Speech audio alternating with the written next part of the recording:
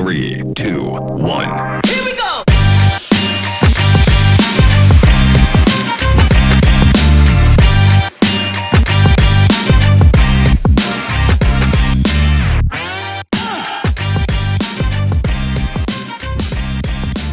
All right, here we are. It's time now for Joe and Joe to give our NFC and AFC championship game picks and analysis and conversation. Starting off with the NFC championship game on Sunday, 3:05 p.m. Tampa Bay at the Green Bay Packers. Green Bay is favored by 3.5 points. Green Bay is favored by 3.5 points, and they lost 38-10 week 6. It was in Tampa Bay, at least. I really hope that Green Bay wins this game. I really don't like that Tom Brady got past the Saints defense because Drew Brees just should have retired like 2 years ago. Can't throw a ball past 10 yards. And Tom Brady's leading receiver was a running back. Again, who would have thunk it? I do like that the Packers offense looks really good. And bias or not bias, I think the Packers are going to win this game pretty easily if Aaron Rodgers doesn't throw 2+ picks. So I'm going to say 34-17 Packers. 34-17 Packers. I'm not a believer in Tom Brady. I'm not a believer in the Tampa Bay schematics that held a deteriorating Drew Brees in check. But man, I tell you what, that secondary looked amazing.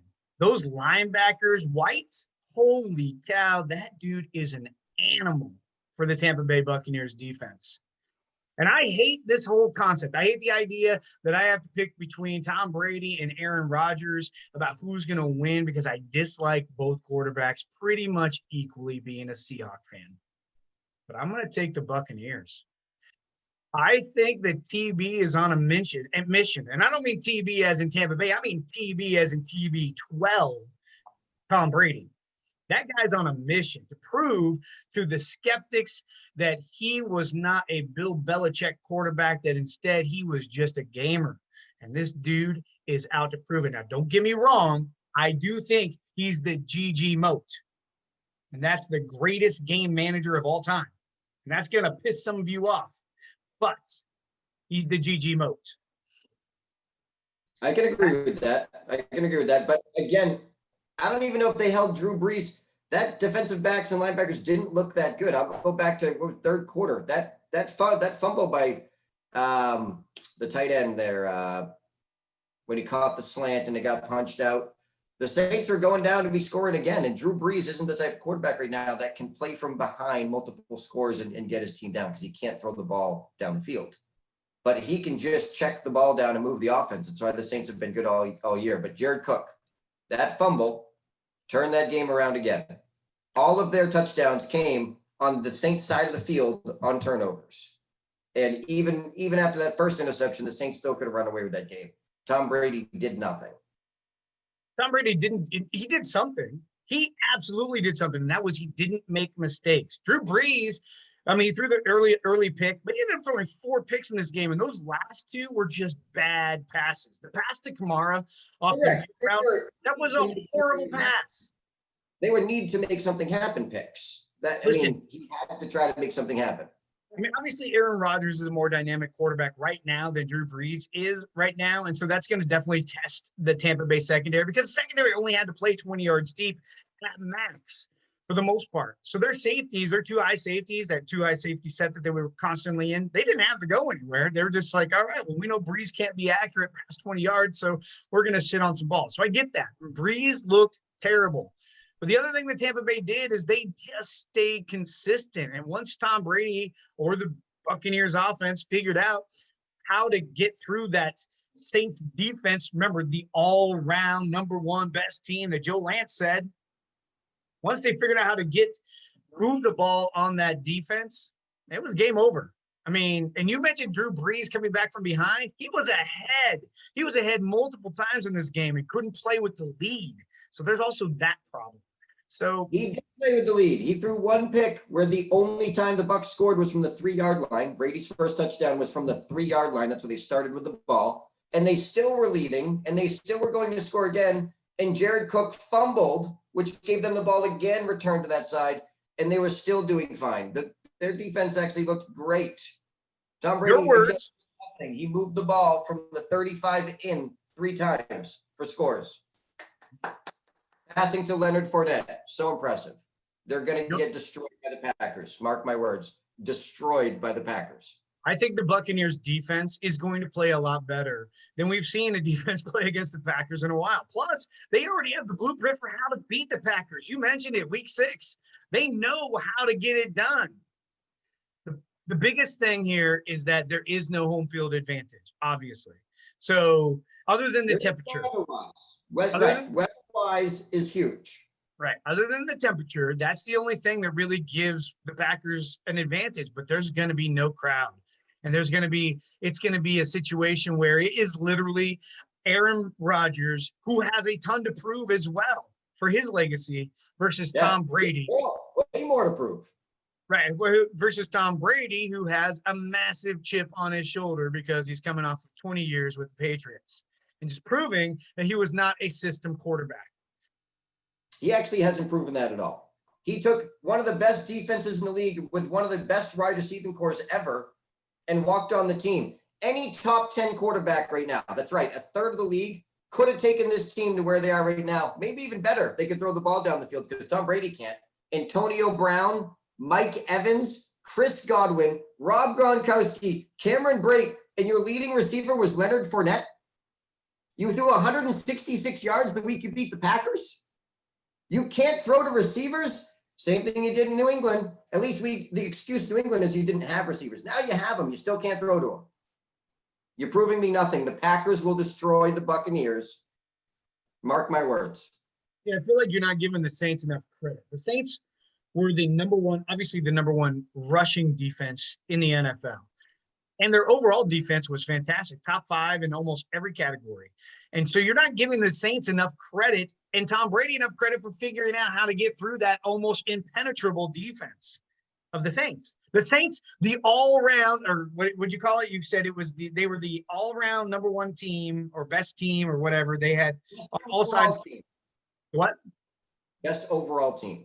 Best overall team. Yeah, that best overall team ended up not being that good. But giving the Saints the credit that they deserve. We're going to be careful about talking over each other, because when we talk over each other, we lose one of our voices. So I won't hear you. You just got to be careful about that.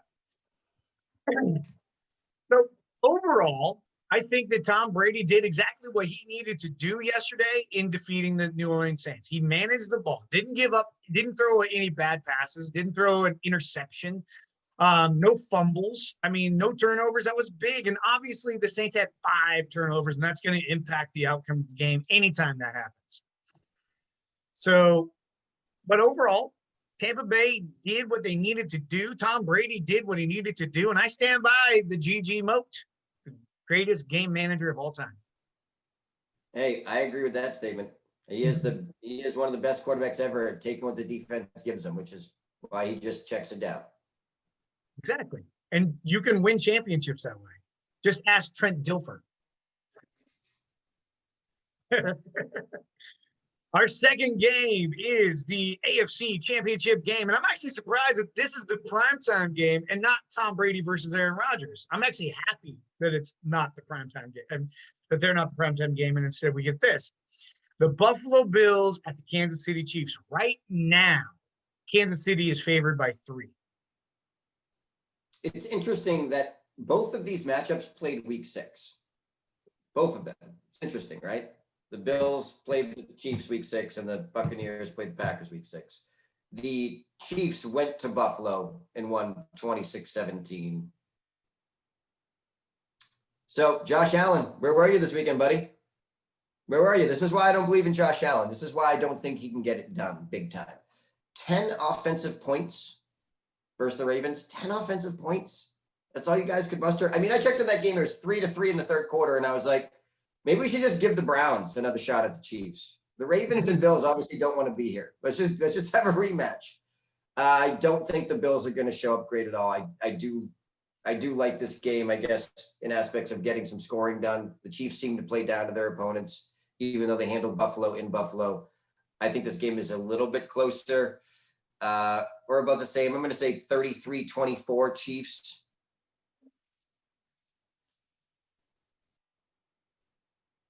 I think a lot depends on where Patrick Mahomes is from a health standpoint.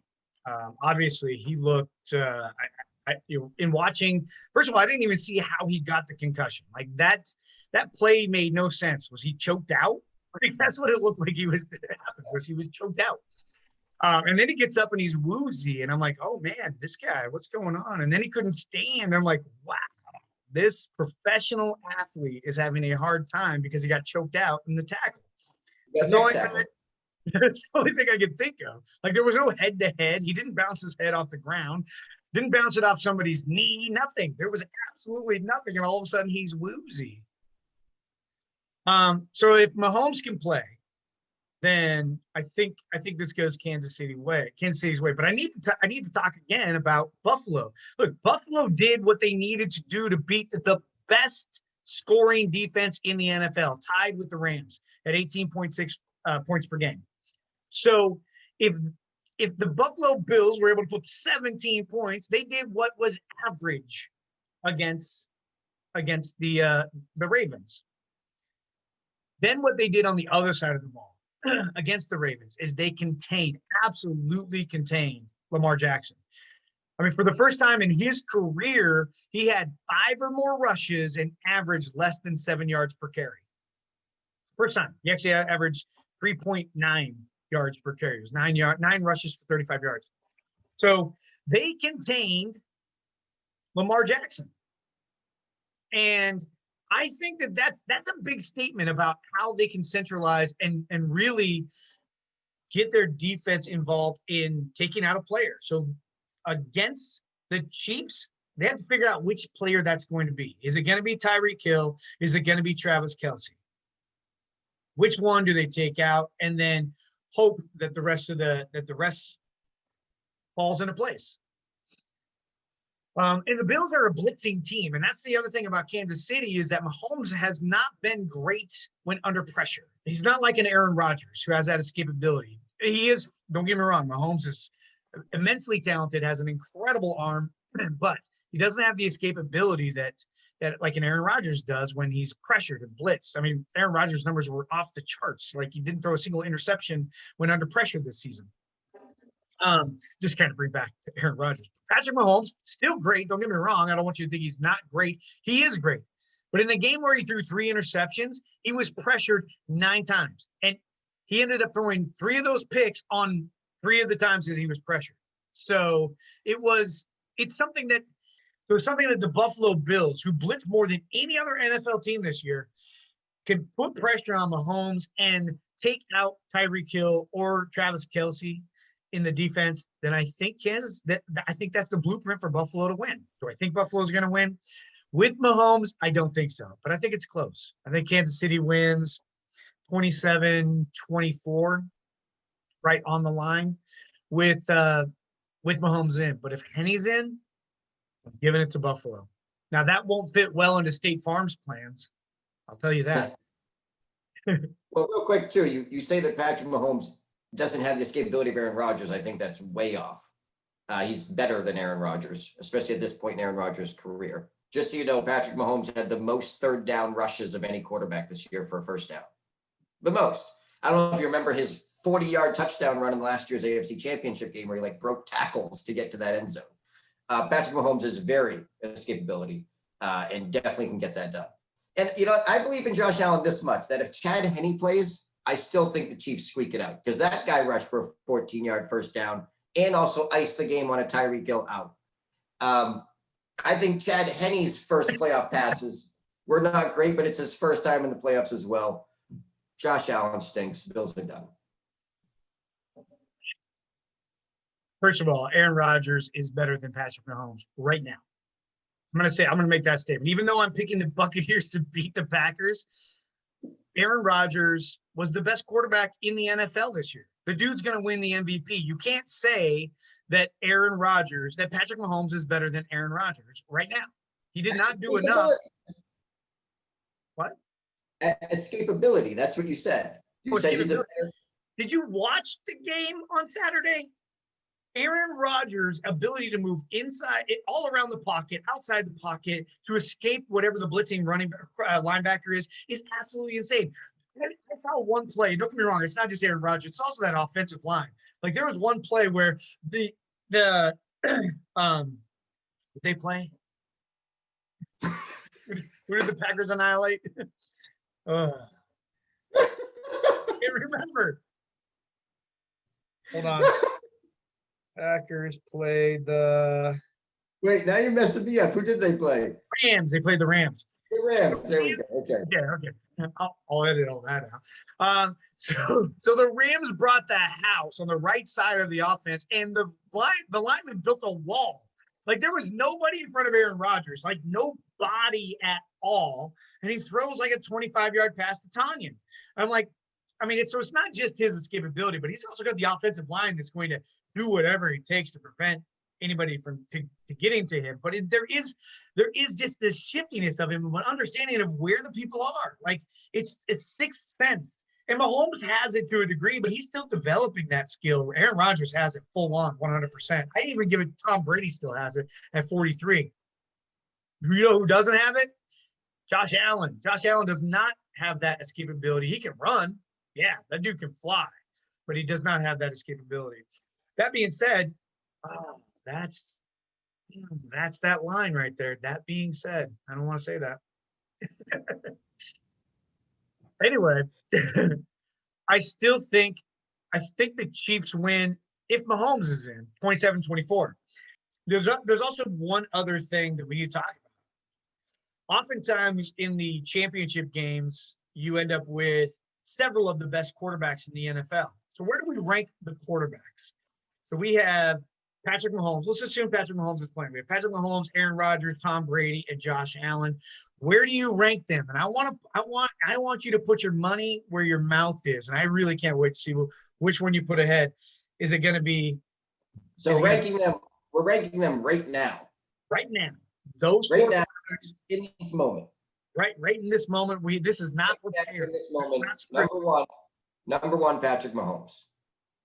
This is the third straight AFC Championship game in Kansas City.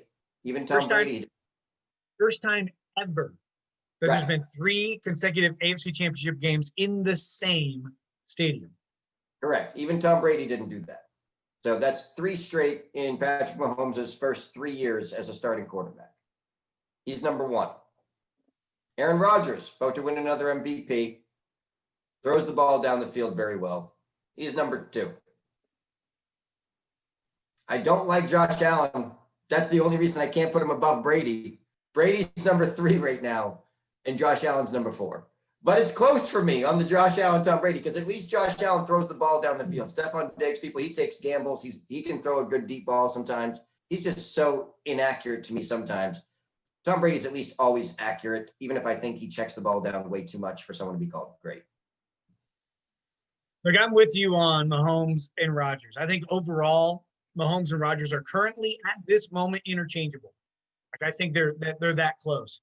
I think Allen is light years ahead of Tom Brady because he has an extra weapon. He has legs. He can run the ball, and that's a game changer. Not only that, but that dude throws an amazing deep ball.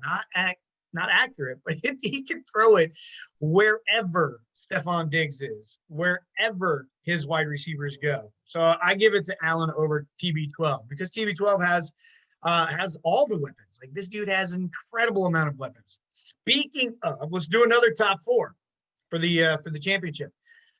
Let's rank the top 4 wide receivers. And you can pick multiple receivers from the same team. Top 4 wide receivers in the playoffs. Well, number 1, Devontae Adams. I mean, that guy was the number 1 receiver this year, and I think he missed 2 or 3 games, which is insanely impressive. 2 games, okay. Insanely impressive.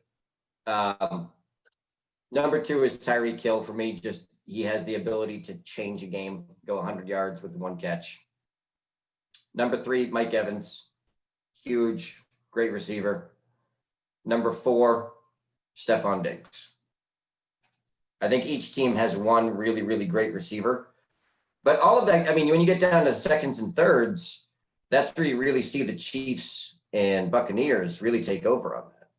I mean, Josh Allen doesn't have a lot out of Stephon Diggs, and, Aaron Rodgers doesn't have a lot after Devontae Adams. Patrick Mahomes and Tom Brady are really working with a lot of weapons. Hold on a second. I'm getting a call. Oh, hi, Cole. How are you today? Yeah. Joe said you weren't a weapon with Buffalo. Yeah, I know you had almost 1,000 yards and over 90 catches, but I got to let you go. He's leaving. Cole Beasley, I think, would beg to differ about the weapon situation in Buffalo. I can't believe bringing up Cole Beasley. Bringing up Cole Beasley? Yeah. Did you see his numbers? He had almost 100 catches, almost 1,000 yards. Catch balls over there, of course. It doesn't mean he's not even in the top 10. Cameron Brate is a better option than Cole Beasley.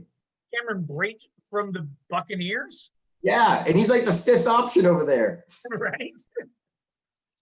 Oh, man. Listen. All right, I'm with you on the top 4, right? And I think that Devontae Adams is absolutely insane. Best route runner. He's got some good size to him and great hands. Good size, great hands. I mean, Aaron Rodgers, who wanted weapons in the draft, like you said last week, but didn't get them.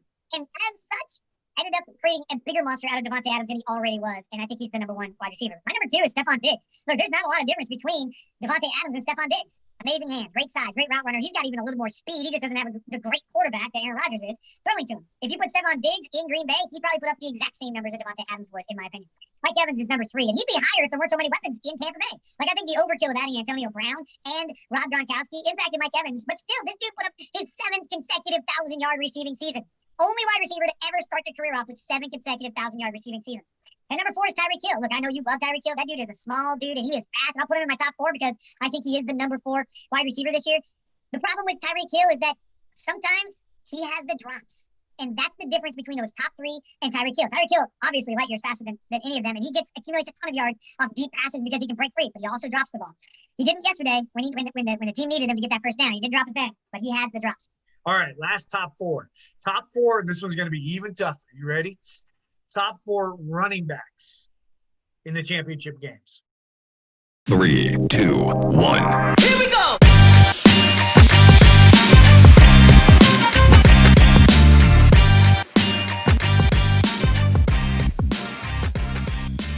Let's talk about our conversation with Joe and Joe. Drew Brees. Where does he fit in your all-time quarterback rankings? If he retires, if he should retire, we'll do this in 2 parts. Where does he fit? And then we'll talk about whether or not he should retire. Well, I think we start with that first. I think Drew Brees should retire. I said this earlier in the year. We didn't have to start our podcast yet, but when I saw Taysom Hill come in, I said, I think the offense might be better with Taysom Hill. And I didn't even know that guy could even throw yet because he hadn't thrown. All they ever did was run him with a wildcat. But he came in and I was like, the offense might be better with Taysom Hill. Drew Brees hasn't been able to throw the ball down the field for a while. And I've said they've been the most complete team because their defense is so good. Alvin Kamara is so good that it was okay to watch Drew Brees throw 5-yard passes and just move the ball. The Saints ever get down and Drew Brees has to get it done, he's way past that part of his career where he could bring a team from 10 points down needing to throw the ball down the field. And that kind of handicaps the Saints in the long run. I think he should retire. Look, I was a Drew Brees fan back when he was with the Chargers. And a lot of that was because he didn't have a lot of weapons in San Diego, but he ended up with he was always throwing, and he really never threw for that many yards. But when he went to the Saints and just started lighting it up, I love the idea of a short quarterback who can who can throw the ball. I mean, obviously, I'm a Russell Wilson fan, so I love that idea. And he made the blueprint possible. I mean, you can go back through time and talk about how Doug Flutie was the first short quarterback, but he really wasn't that great. And there are other quarterbacks that were short that also could run.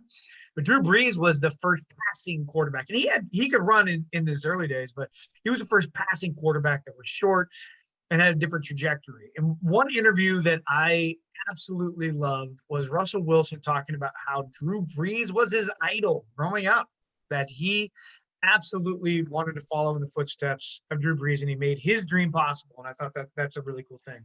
But Drew Brees as a person, yeah, he said some weird things during COVID. Who hasn't said some weird things during COVID? But the dude he's a great guy. He's a great guy. He's a great person. I think he should retire also, but because he can't play quarterback at the elite level in the NFL. And I think it's time, sadly. I mean, it's been 14 seasons with the Saints. I think it's time for the Saints to move on, and not necessarily with Winston or Hill, but it's time to find a new future. They have a great defense. They have an amazing offensive line. They have some amazing talent with Mike Thomas, who didn't catch a catch, weirdly, and Alvin Kamara. So they have some great talent on that team. Get a new quarterback. It's time to roll. Time to see what you got. Yeah, and I think they're fine with Taysom Hill and James Winston. They can figure that out with those two, you know? What about Carson Wentz? What if he goes to New Orleans? What about Deshaun Watson? Ooh, Deshaun Watson. Yeah. So there's some options. All right. So we both agree that he should retire. Where does he rank? I have a hard time right now with the ranking of Drew Brees. It's hard to say. Again, I did love, he was the first quarterback to throw for over 5,000 yards, in 30 years since Marino.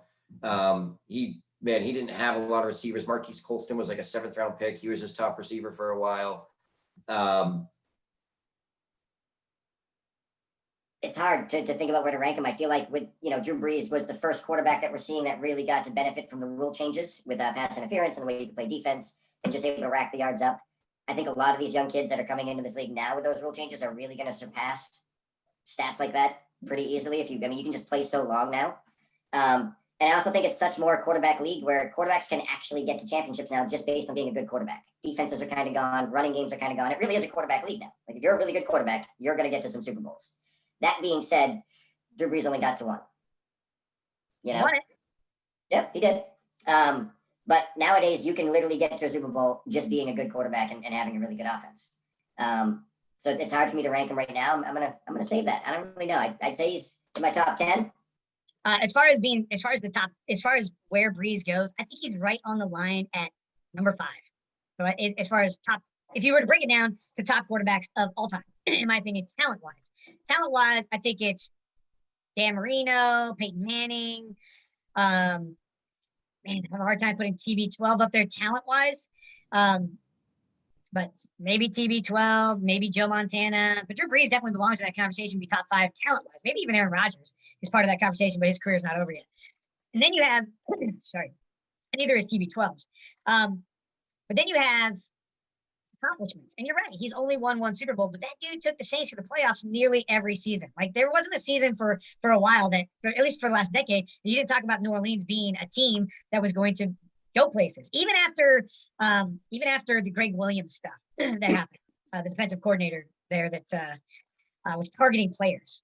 I think that was in 2009. I mean, that's when they won the Super Bowl. But even after that situation, you still saw a quick rebuild and back into relevance over the last 9 seasons. So he's always won. The dude he's a winner. He's thrown for more yards than any quarterback in history. Despite not playing as many seasons as Peyton Manning or Tom Brady, he's thrown, him and Tom Brady are neck and neck in touchdowns overall, which again is a testament to his longevity, but also he hasn't played as many seasons as Tom Brady. He threw for 30 touchdowns or more in 9 consecutive seasons leading into the 2016 season. That's an amazing accomplishment. This year, he missed games and he still threw for 24 touchdowns, nearly at 3,000 yards. Like that's pretty crazy. He had a career passer rating of 98.7, which is going to rank, as far as people that have retired, it's going to rank in the top 10. So I put Drew Brees number 5. I think if you tie accomplishment and talent together, I think he's number 5. I think he's number 5 in my opinion, and that's Yeah. definitely. He could definitely be up there for me too when I look at it. I just haven't looked at everything, and I know weapons wise, he's one of the quarterbacks that. Because I always love to look at weapons which you've had in your career, and Drew Brees hasn't had a lot of weapons. You know what I mean? He's done a lot with the bare minimums. You know, he hasn't had a lot of. Drew Brees isn't going to have a whole lot of Hall of Fame wide receiver tight ends next to his name in Canton. You know, so yeah, I mean, Drew Brees is definitely up there.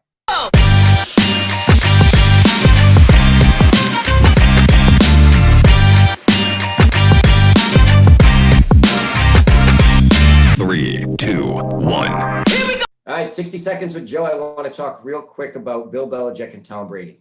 This was supposed to be the year that we were going to see like who got to survive who, like who needed who more. And a lot of people think that Tom Brady's winning right now because he's in his NFC championship game and he's killing it. I think actually the contrary. I think Bill Belichick should be talked about for coach of the year. I think he took that Patriots team to 7-9 with Cam Newton. Their entire defense took the year off for COVID. No wide receivers. They almost beat the Chiefs and were a couple games away from literally being in the playoffs. Their defense comes back next year. They probably take over the AFC East again. He'll find a new quarterback. And Tom Brady's going to check the ball down to getting smoked by the Green Bay Packers this week. Good job, Tom.